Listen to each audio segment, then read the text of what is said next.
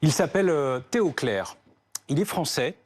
Il est emprisonné depuis 8 mois en Azerbaïdjan pour un graffiti sans message politique. Un graffiti, c'était au début de l'année que cela s'est produit.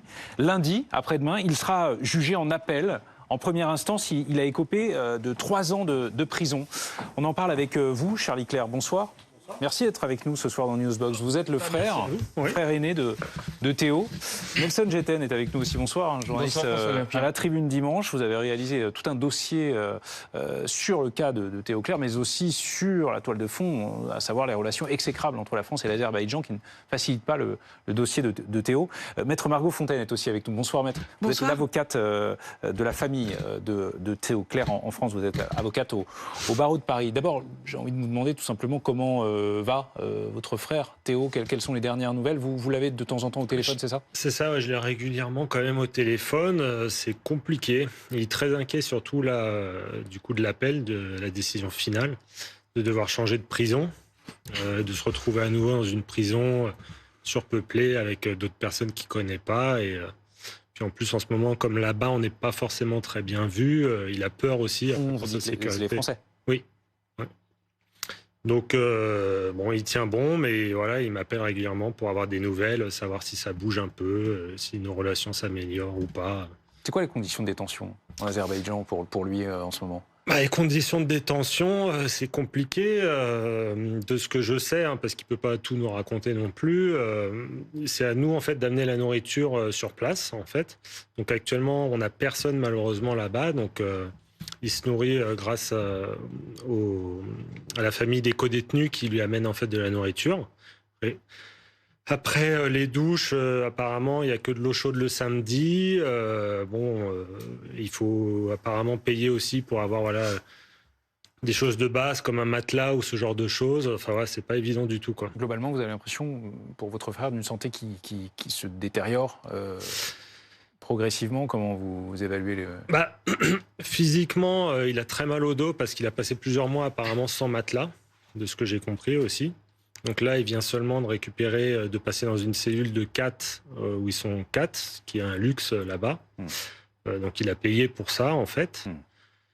Et après, mentalement, effectivement, c'est compliqué parce que là-bas, il ne parle pas anglais la plupart des gens, en fait. Donc, il est enfermé, il est tout seul et il n'a que les quelques courriers qu'il reçoit de temps en temps via l'avocat, quoi. Maître, que va-t-il se passer lundi en Azerbaïdjan? Précisez-nous le... Je ne sais pas ce qui va se passer lundi, mais j'espère en tout cas que la justice azerbaïdjanaise va rendre une décision qui sera plus juste que celle qui a été rendue en première instance, puisqu'il faut absolument rappeler que lorsque Théo Clair a exécuté son graffiti, ils étaient 3. Un Français, un Australien, un Néo-Zélandais. Et effectivement, les deux graffiti sans message politique sur une rame de métro à Bakou, la capitale de l'Azerbaïdjan. Vous êtes en train de passer les images, et effectivement, c'est un graffiti qui représente des lettres stylisées qui sont en réalité son pseudonyme de graffeur. On voit d'ailleurs la photo du graffiti en question. Les 3 ont graffé 3 graffitis différents sur 3 rames, chacun de leur plein gré. Il n'y avait pas de tête pensante ou d'organisateur particulier. Et effectivement, les deux autres... Comme vous le disiez, effectivement, les 2 amis avec lesquels il se trouvait, qui ne sont pas français, n'ont pas eu les mêmes ennuis. Et oui. Et l'Australien et le Néo-Zélandais ont été condamnés à une peine d'amende. Ils ont été en liberté surveillée pendant plusieurs mois et début novembre, ils ont pu rentrer dans leur pays. Et effectivement, la seule différence, le seul dénominateur qui n'est pas commun entre les 3 artistes, c'est la nationalité, c'est le passeport qu'il détient dans son portefeuille. Donc effectivement, il est difficile d'imaginer que cette sanction n'est pas liée à sa nationalité. Et il n'a en plus absolument rien à faire en prison. C'est un artiste qui s'est exprimé sur un métro, il a effectivement commis un graffiti, il a reconnu que effectivement ça reste une infraction de réaliser un graffiti, qui, je le rappelle, est sanctionné par une peine d'amende et un travail d'intérêt général en France. Pour comparer, on ne peut pas aller en prison en France pour un graffiti. Et effectivement, il a remboursé les frais de remise en état du métro. Et il a quand même pris 3 ans de prison. C'est parce qu'il est français qu'il subit tout ce qu'il subit depuis des mois. Nous dites-vous, en substance, Nelson Jetten, vous avez enquêté sur ce sujet. Et bon, déjà, rappelons que l'Azerbaïdjan n'est pas un régime tout à fait démocratique. c'est le moins que l'on puisse dire. Alors, un chiffre là-dessus, peut-être, l'Azerbaïdjan est 154e sur 180 au classement de Transparency.org sur les pays les plus corrompus au monde. Donc, c'est un pays évidemment corrompu. C'est un pays dirigé par Ilham Aliyev depuis 20 ans, qui a repris le pouvoir à la suite de la mort de son père, qui avait détenu le pouvoir en Azerbaïdjan à la fin de l'Union soviétique. Et le pouvoir actuel entretient des relations exécrables avec la France. Et là, on en vient au cœur, finalement, au cœur du sujet qui vaut probablement à Théo Clair les ennuis qu'il vit actuellement. Ce n'est pas un hasard, le jour où Théo Clair a été condamné à 3 ans de prison, c'était au mois de septembre. On peut analyser ça comme une réponse à une communication du Quai d'Orsay qui, début septembre, 3 jours avant la condamnation, avait exhorter les ressortissants français à ne pas se rendre en Azerbaïdjan parce qu'il y avait un risque de se faire arrêter et détenir comme l'était Théo Clair depuis le mois d'avril. Il y a un autre Français qui est aussi détenu en Azerbaïdjan qui s'appelle Martin Ryan depuis le mois de décembre. Alors lui, il est accusé d'espionnage, effectivement. Tout ça pour dire que les relations, elles étaient très très fraîches entre la France et l'Azerbaïdjan. Elles sont glaciales depuis cette semaine puisque l'ambassadrice d'Azerbaïdjan en France a été convoquée au Quai d'Orsay cette semaine, c'était mardi.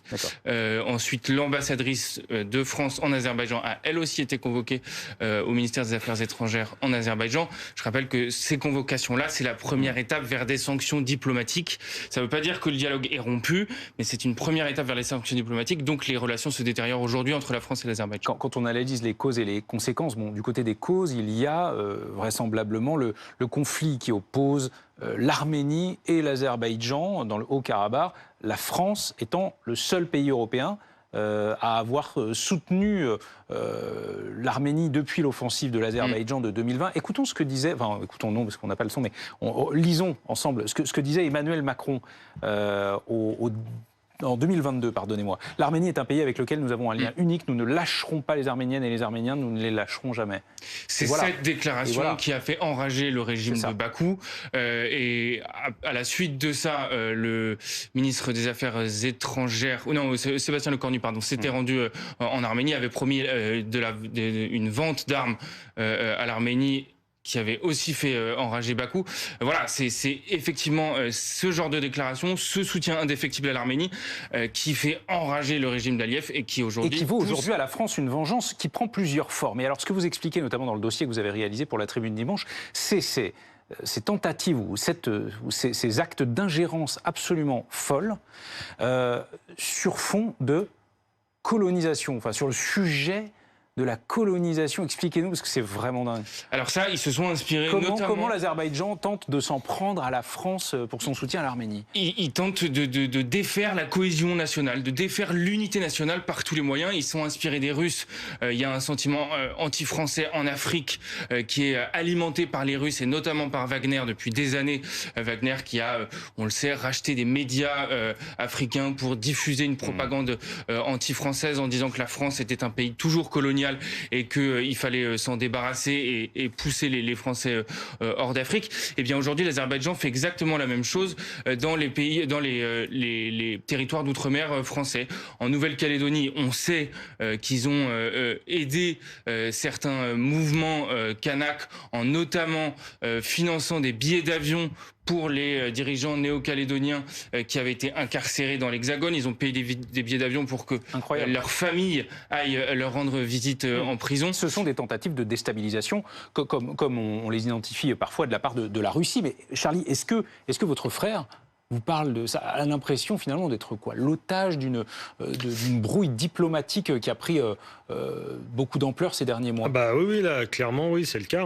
Il le dit, il pense que c'est ça. Et puis, de toute façon, les deux autres, ils sont rentrés en fait dans leur pays et ils ont tous les trois fait la même chose. Ils ont avoué, ils ont tous les trois payé pour les dégâts qu'ils avaient causés.